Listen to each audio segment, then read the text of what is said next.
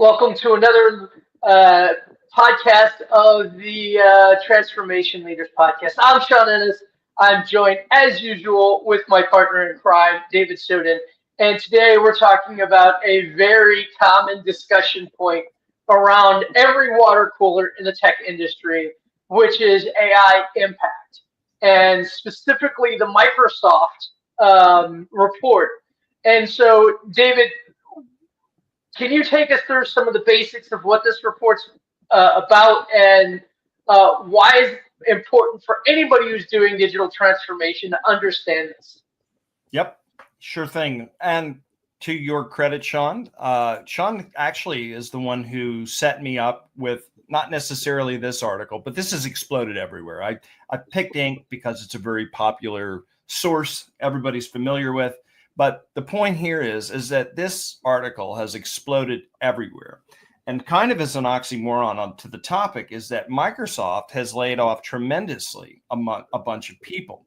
So I found it very interesting that they were the ones that were part of the study and had tied their name to it because of kind of what's going on in the industry and also within their own company. So, the long short, or the setup rather, for this is that this study pretty much told everybody what I think everybody knew already. I mean, anybody in leadership kind of saw this coming. And with all technology that Sean and I talk about, it's always about the same technology, or rather the different technology, but the same ends justifying the same means, the same song and dance, just different shoes, different tool. And when it comes down to it, it really comes down to this particular study went out to over 2,000 real world conversations with just Copilot users. So this was like within Microsoft's purview, and just this whole information and case study that they came away with revealed some really, really interesting use cases. And those cases are really focused around which jobs are safe, which jobs are unsafe. And at the end of the day, like I said, I think pretty much every company is looking at this, trying to figure it out. And I would use this podcast to just encourage everybody to think about transformation in your business, transformation from the standpoint of use the technology the right way, set yourself up for success, and don't follow a lot of the hype that's out there. Sean and I try to do a really good job about not giving you the hype, trying to just give you the facts and give you at least a balance of really geeky technical stuff and a lot of high-level strategic stuff. Today is one of those high-level strategy or strategic side of things. And so I think, Sean and I have been in the game a long time, seeing a lot of this stuff unfold.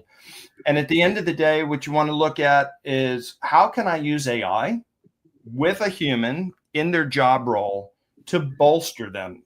I've heard Sean say it, I don't know, probably a million times, but at this point, you want to have AI make the employee a superhuman, just a better version of yourself. So whatever you do well, AI should just enhance it or take it to the next level.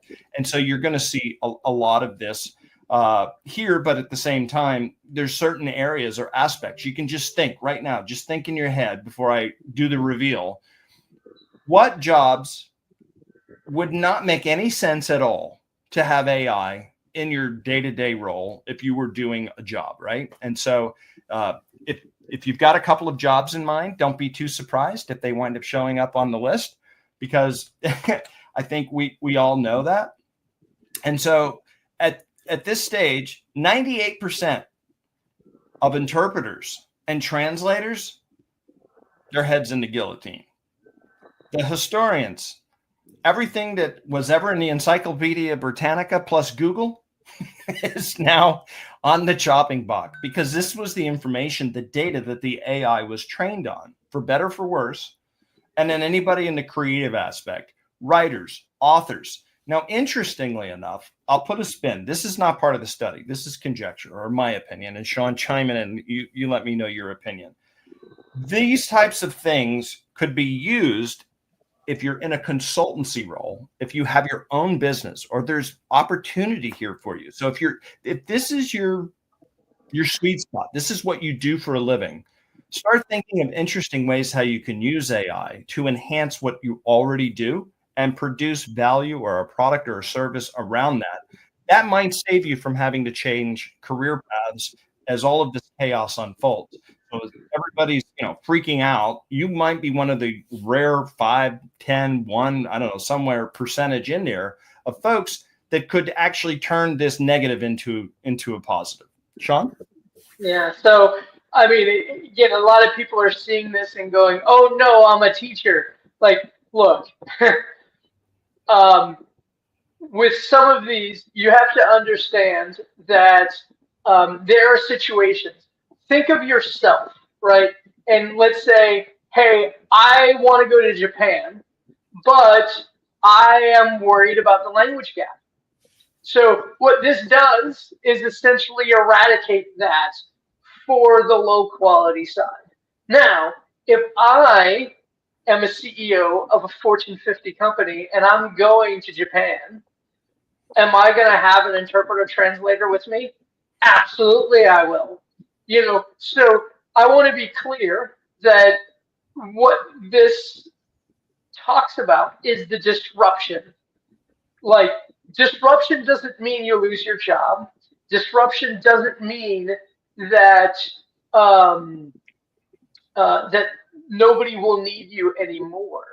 What it means is that, to your point earlier, your job may change, but you could easily switch from an interpreter to a concierge guide for tourists, right?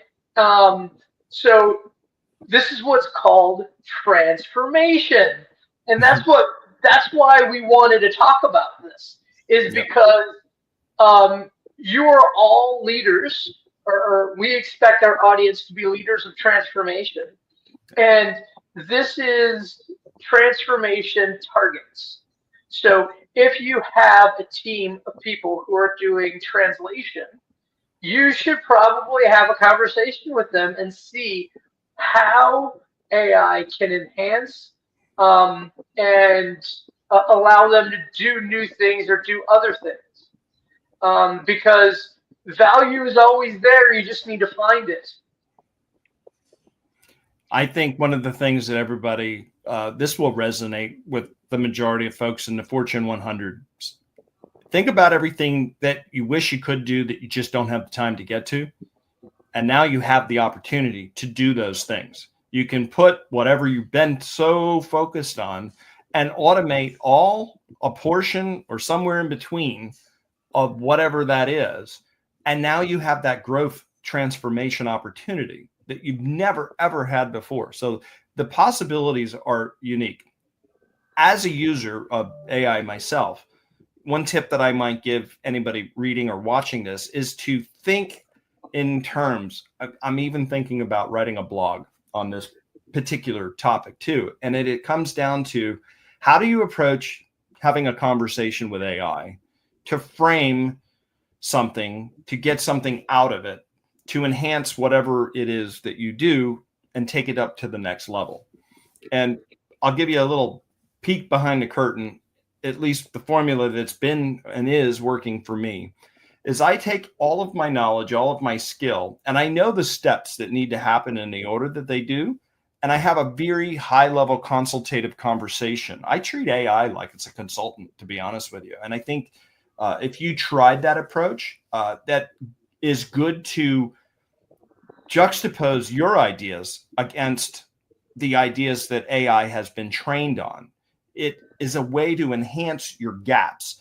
And you tell AI, look, I don't want you to agree with me. I want some level of pushback. And by saying that and then framing, hey, I have this idea, and then you end up with, help me fill in the gaps, help me round it out, help me make it better, help me think of things that I haven't thought of, different perspectives, what am I missing, these types of things, right? And if you go into that mode, Then all of a sudden you start getting responses back and you're like, oh my God. And at the end of that consultative session, you ask it to create an outline based on everything that you've discussed and all of the things that you guys both agreed upon. And now that's your action plan to now flesh it out, to take it forward and rinse and repeat that. And that's just kind of the initial peak. But the bottom line is you can really start creating anything that's on this list and take what you're doing up to the next level. And if you can show that to your executive leadership or management in your position, you might not be so apt to be concerned to lose your job because you're bringing extra value to a different level. You're now that superhuman that Sean and I have been telling you about all these years. Yeah, I mean, I would definitely point out that one of the fallacies of generative AI is let's use generative AI to replace people. Now, Entrepreneur Magazine has a wonderful link around right now, only 5% are succeeding in generating value in that manner. 5%, right? So I would caution you on the thought process of eliminating headcount through AI. What you need to be thinking about is how AI can coach people up, round out, just as David said, round out their rough edges and make them a better executor of the corporation's will, right? So again, back in the day, you would have a developer, and then you would have a product owner, and you would have a tech writer, and you would have this, and you'd have this. Well, with AI, you could take a developer and have them do the tech writing too. You can have the developer do the QA too. And this would make your teams more resilient. That doesn't mean you need less people, because you could take a tech writer and make them be a developer too, right? So you're able, and I say this all the time at work. You're here not because of what your skills are. You're here because we like the work that you do, right? And whatever your role may be, we will make sure that you're successful. That's our job, right? So it comes down to helping people, coach them up, and AI as a coach is probably the best use case you can have right now for transformation. Is back in the day, we had an offshore tactic of you would have one person in the U.S., you'd have one person in nearshore and one person in offshore, and those three people would be a team. Yep. And so that means 24/7 that role was executing, and it was following the sun. It worked incredibly well. That same concept can be done with AI. Yeah, and with no PTO time as well. So if you're following this to this point, these are some key high-level categorical areas of why their impact is essentially the way that it is. So categorically, even if you're not in any of the explicit jobs listening, categorically, if you fall into anything that does information processing, I want you to think of the negative as a positive. These are opportunities for you to level up, right? So if you're in information processing, or your job's in communication or PR or whatever, you're doing research. I find research on Claude and research on Perplexity. I kicked the tires a little bit with GPT-5 and somewhat impressed. I haven't had a lot of experience with it, so the jury's still out, but maybe I'll get back in another podcast about that. But I do think that the research capabilities are absolutely huge for you. But you can automate it, because I've done some of that too as well. And then if you're in the aspect of anything that has to do with content creation, these are all ubiquitous things that AI accelerates extremely well at. But again, spin that to your advantage, not a disadvantage for you. So on the flip side, this is the reveal of the question that I had asked initially from the onset of the podcast when we launched. I says, think of some jobs that would make absolutely no sense to use AI in or on if you're doing that. Now, there's a caveat to this. If you're in the strategy side of these roles, or you're a business owner of a Fortune X or even a small business owner, you would look at these and say, yeah, these people doing the work wouldn't necessarily. But that doesn't mean, again, Transformation Leaders Podcast is really about talking to leadership or business owners. So just because the labor force isn't using it, that doesn't mean strategically as a business owner that you should discount AI in these use case and scenarios. So I know that somewhat sends a mixed message, but if you're doing the work, you're good. If you're owning the company that does the work, this is where you have, yet again, another opportunity before you. Going back even to kind of the outline theory that I was talking about a little bit earlier. Maybe I'll come up with a name for my chaos theory or something. But yeah, if you're just looking and reading through the list here, I honestly, I looked at number 3 on the right column. I had no clue what that was. I had to look it up. I think that had to do with Sean. You had helped research that, if I remember correctly, when we had the conversation. That was somebody that takes blood from you at the doctor's office. Yeah. And again, what I find most interesting about this is what they're not talking about. Now, I think 10 years from now, me and David are going to be telling our grandkids about how we lived through COVID, we lived through, 9/11, and we lived through the internet boom, we lived through the AI boom, and there's another boom coming, and that is automatons. So these jobs that you see may be safe from AI, but not safe very long. And if you've heard of Elon Musk's Optimus Prime, which again just shows how old I am when the billionaires are using references that you grew up with. But it comes down to there's a lot of disruption that's going to happen. I joked with my dad the other day that we're all going to be YouTubers and bankers after these two different innovations really hit bottom. But it comes down to a lot of these jobs may be affected soon there as well. So it comes down to transformation as something that I believe sets us apart here in the States. We're always a little bit more resilient to change than other areas of the globe. And we should expect this, a lot of change. So how you can protect yourself and your loved ones. Like I had this the other day. I was talking to a cousin of mine and said, well, what should I do? What should I teach my kids? And I said, you should teach your kids at AI.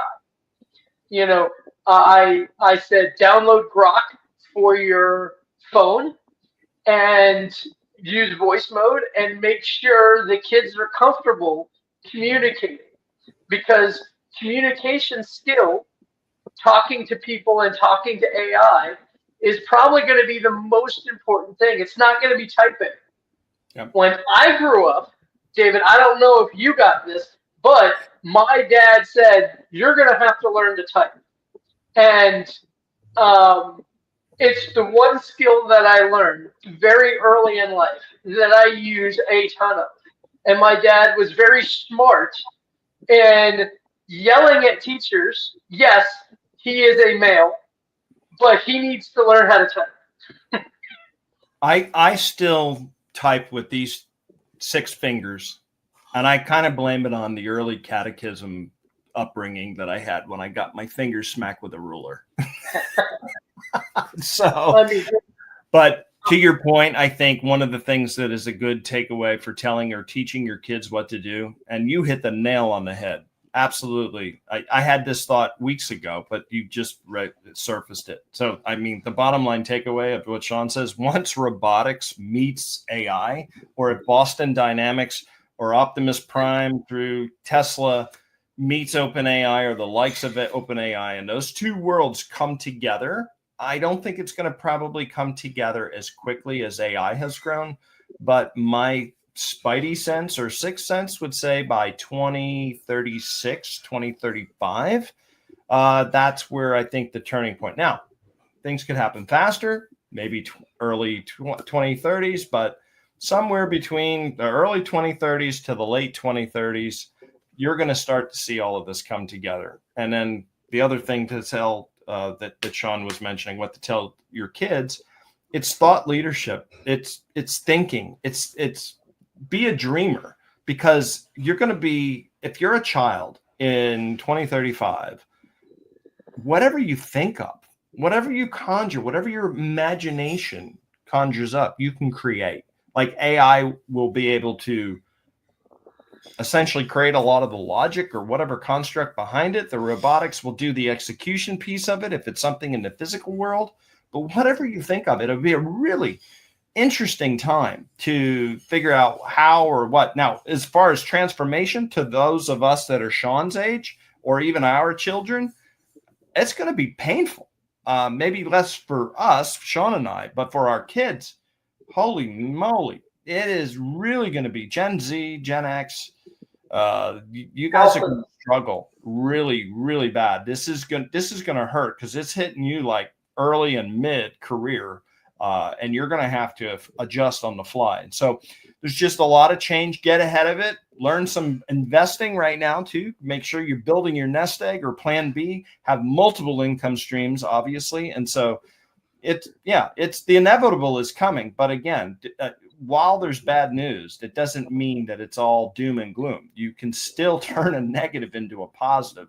You just have to be willing to not be entrenched in your mind's eye and then go down that depressive thought pattern that'll get you locked into something really, really bad. So it really just determines how you think about your framing about all of this. So, here's pretty much a slide talking about what we've been talking about, this blue collar advantage, or, if we think in terms of Tesla and Boston Dynamics, the 10-year advantage.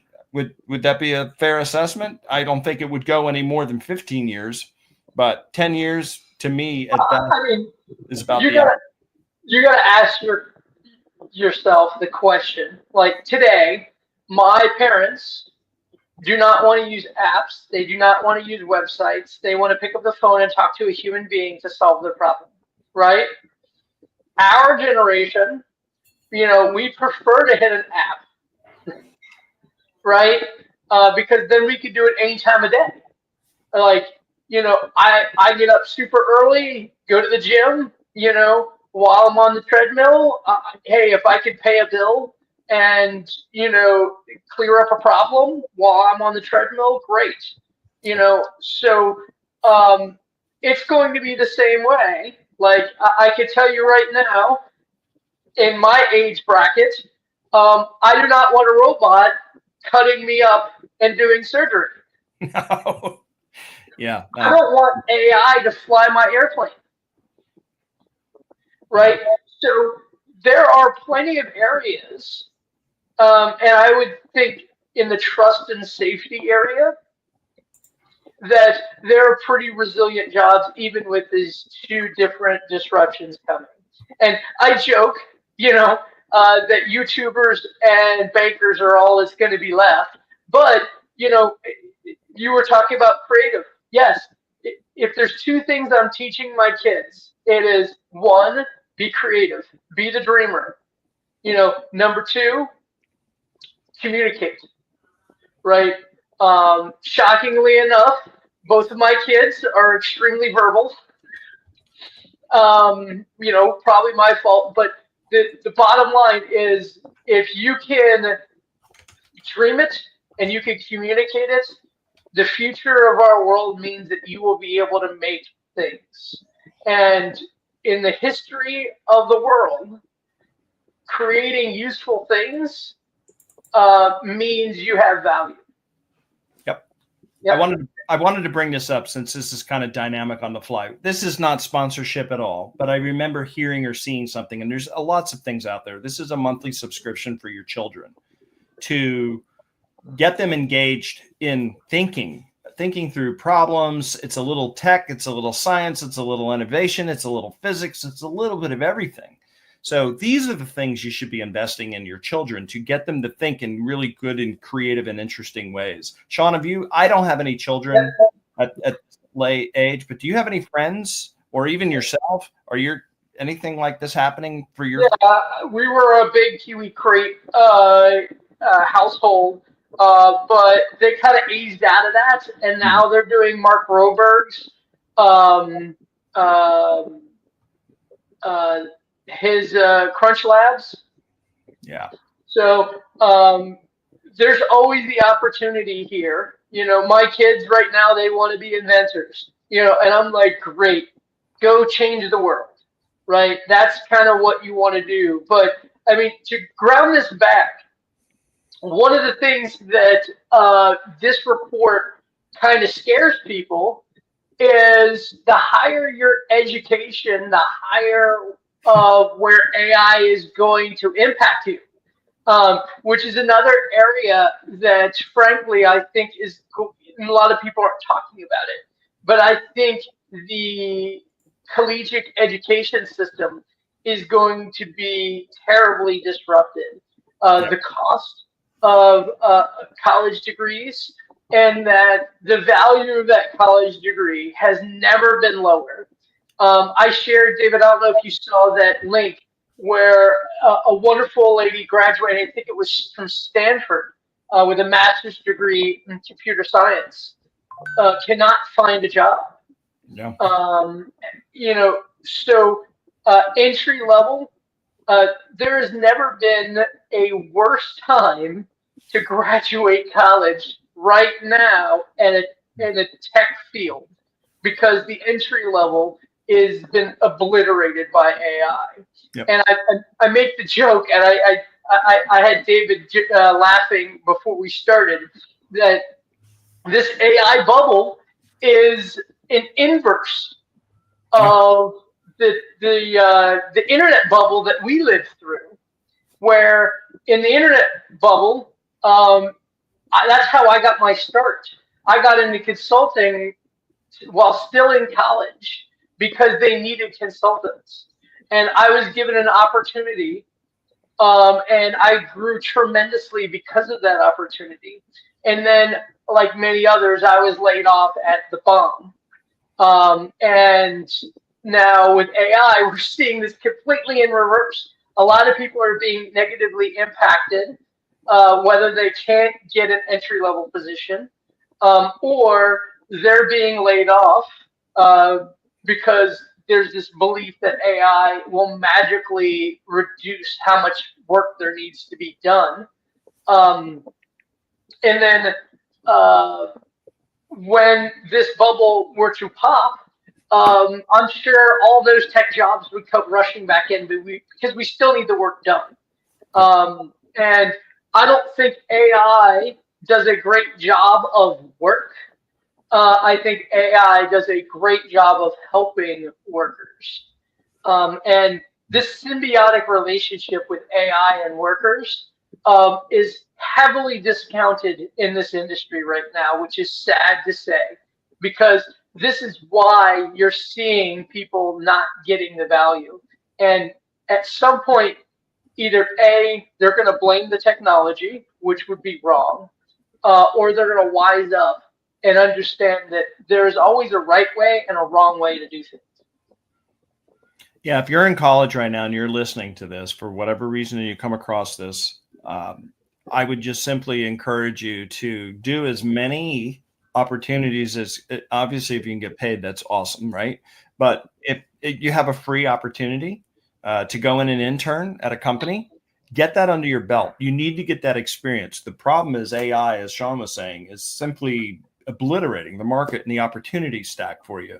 But if you can come in already ready to go and you kind of leapfrog that entry level with proven experience, and that'll kind of fast track you to the higher end of entry level to maybe mid-level.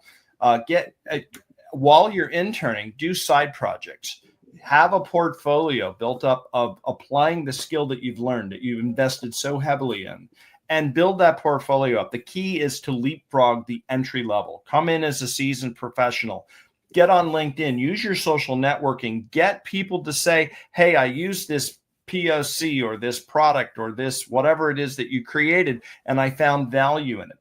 By showing that, two things are going to happen. A, hopefully you'll leapfrog the entry level piece of it. But on the flip side of it, you might be able to immediately catch the interest of an investor, or you may wind up finding yourself, hey, listen, I've got so much experience in this one area and so many lessons learned. I don't need a company. I can just do this on my own. And now you're an entrepreneur. So there's ways around it. But again, the transformation from literally college grad level to executive leadership, everybody, all age spectrums, all gen, whatever, is going to be impacted by this. And so hopefully Sean and I have given some framing for you guys here on how to kind of deal with some of that, or at least some thoughts on that. So, I mean, at the bottom line here, Microsoft says that our research shows, and I'm sorry for reading to you because I know you guys can read, but just to kind of focus us, our research shows AI support many tasks, but does not indicate it can fully perform a single occupation. And that is true. It can't do a single occupation. It does your task work for you. I don't know anybody that shows up at work and literally like a factory worker stands there and pulls the proverbial lever all day long. Robotics has already eliminated a lot of those jobs. Anything that you're doing in the professional office environment, you have tasks, different hats you wear. You do this, you do this, you do that. AI will automate some of that. AI will help you accelerate some of that. If you've got a backlog, it can hopefully help you eliminate that. So think in those types of terms. What do you have to add to any type of advice for people at any spectrum to just kind of, help them get over the hump, or different thinking or framings based on everything that we've talked here today? Yeah. Well, I mean, my first thought goes to, the old adage, there's lies, damn lies, and statistics. Mm-hmm. So you got to understand this is coming from, Copilot. So if you've used Copilot, you very well may have been part of this. They took everybody's job, what their job code is. They took what kind of queries that they do, and they just juxtaposed value.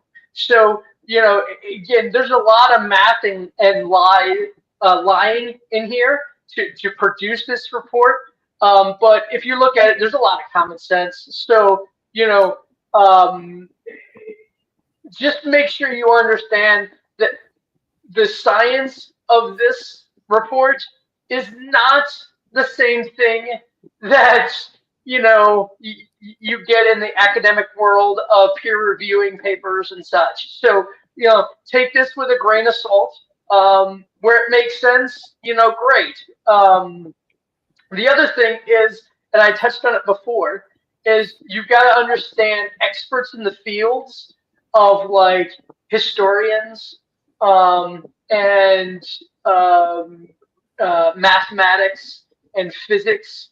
They're going to be attacked from both angles because, number one, their bastion is typically in academia, and academia is going to be attacked because the value of a college degree is decreasing. Number two is their value outside of academia is going to be decreased. So there's definitely areas where you really need to have a plan B. So like I certainly kind of point to that.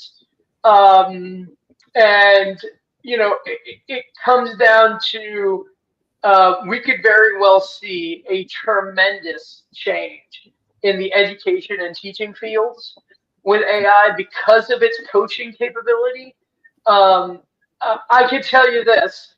AI saves me personally, Sean Ennis, time because I don't know how many times that I'm running into a problem.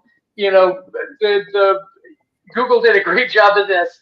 Of hey, the toilet sink, the toilet or the sink is broken. Like, what can I do to fix it? Okay, do these. Here's the videos. Go to YouTube. This, that, and the other. And it will very well save you time and money from a perspective of maybe you don't need an expert. Maybe you as an individual can do and be more a DIYer.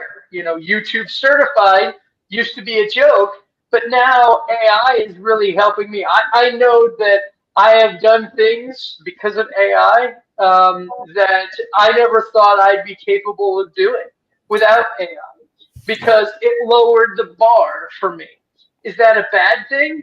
Would I have really paid a high priced expert or would I have just gone without that value?